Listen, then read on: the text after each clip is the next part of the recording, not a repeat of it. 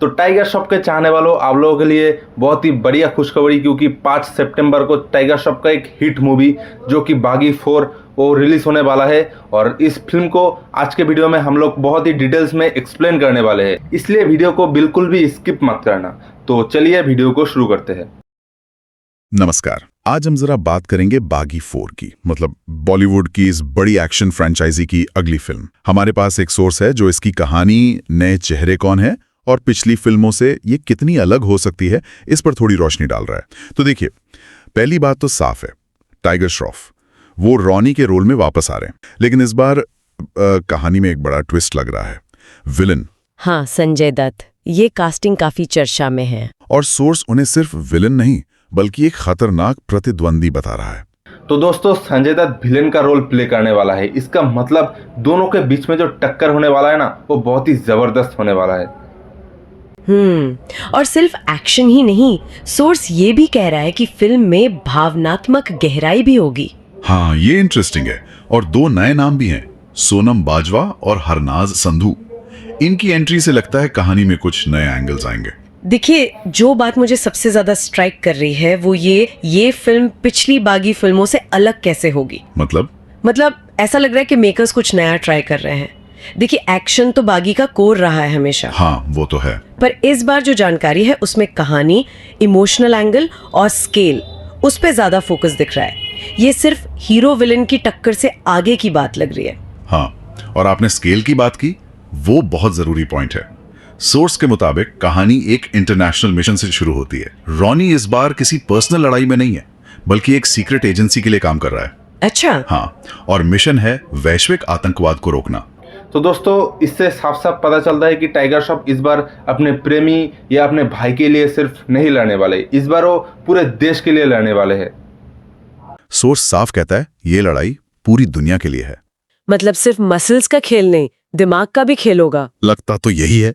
ये पिछली फिल्मों के पैटर्न से हटकर है। बिल्कुल। याद कीजिए, पहले की फिल्मों में रॉनी की लड़ाई ज्यादातर पर्सनल होती थी। हाँ, किसी अपने को बचाने के लिए, भाई या गर्लफ्रेंड। हाँ, मोटिवेशन बहुत पर्सनल रहता था।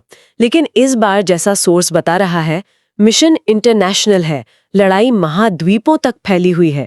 तो ये ग्लोबल टेररिज्म वाला एंगल और ऊपर से शातिर विलन, ये कहानी को एक अलग लेवल दे सकता है। हाँ, जहाँ शायद स्ट्रैटेजी, प्लानिंग, ये सब ज्यादा जरूरी हो जाए। और सिर्फ बाहर की दुनिया से लड़ाई नहीं है। सोर्स एक और बात कह रहा है। क्या? कि रॉनी को सिर्फ दुश्मनों से नहीं लड़ना, उसे अपने मन के अंदर की लड़ाइयों का भी सामना करना पड़ेगा। ओह, इंटरेस्टिंग। सोर्स तो यहां तक कह रहा है कि ये टाइगर श्रॉफ के करियर की सबसे डार्क और ग्रिपिंग फिल्म हो सकती है। डार्क और ग्रिपिंग?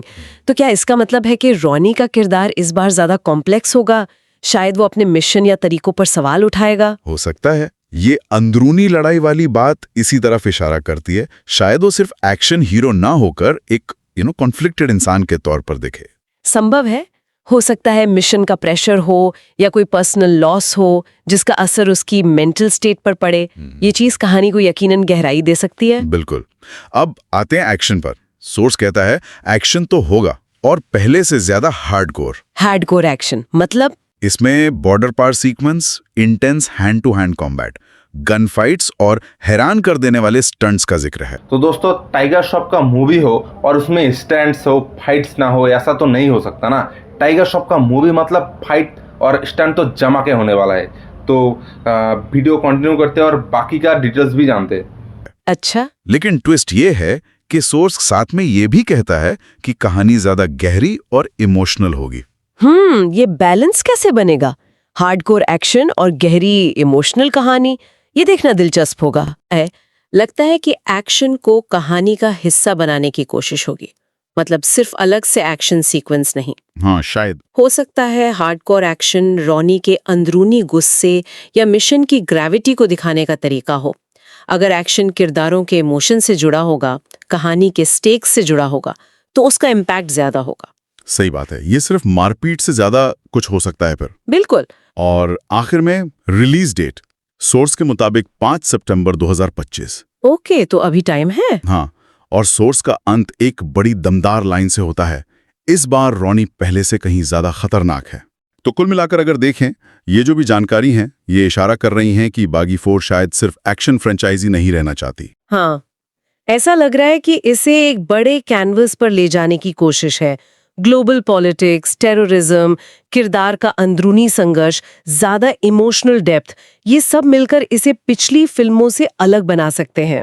तो दोस्तों, जानकारी आप लोगों को कैसी लगी कमेंट करके तो ज़रूर बताना। और हमारे इस यूट्यूब चैनल फिल्मी यूनिक, जिसमें यूनिक तरीके से आप लोगों को समझाया गया है अभी, और इस तरह के रिव्यू देखते रहने के लिए हमारे इस चैनल को सब्सक्राइब कीजिए एंड बेल आइकन को ऑल कर दीजिए। Thank you.